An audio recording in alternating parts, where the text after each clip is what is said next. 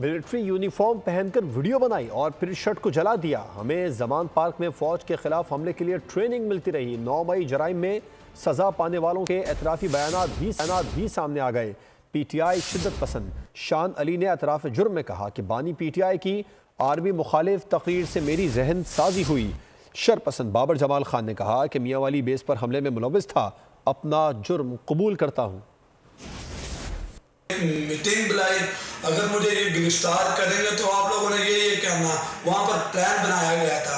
तो हम कैंट की तरफ आते हैं, वहाँ पर इजाज चौधरी और यास्मीन राशिद हमें कहती हैं आप कोर कमांडर हाउस की तरफ घुस जाओ। वहाँ पर हम ये जितने भी ग्रुप है, जमात पार्क के जितने भी ग्रुप है, वहाँ पर घुस जाते हैं। दोस्ताना बह के इमरान खान की तकरीर सुनते सी आर्मी के खिलाफ, तो साਡਾ जहन बड़ा खराब हो गया सी।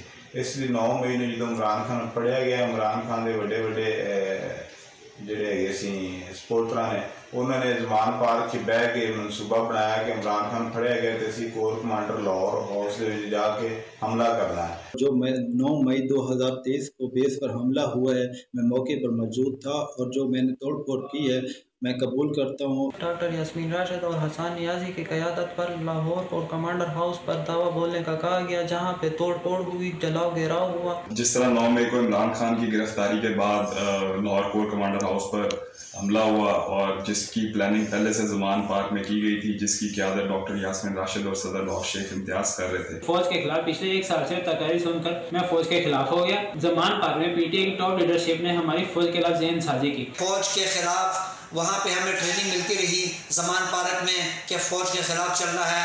हमारा ज़हन उन्होंने उस तरफ मूव कर दिया। 9 मई को इमरान खान की गिरफ्तारी के बाद जमान पार्क में पहले से तयशुदा मनसूबे के तहत डॉक्टर यास्मीन राशिद और महमूद रशीद की क़यादत में हमने जमान पार्क पर हमला किया, वहाँ जलाओ गिराव और तोड़ फोड़ की। सब्सक्राइब करें और बेल दबाएं ताकि कोई खबर रह न जाए।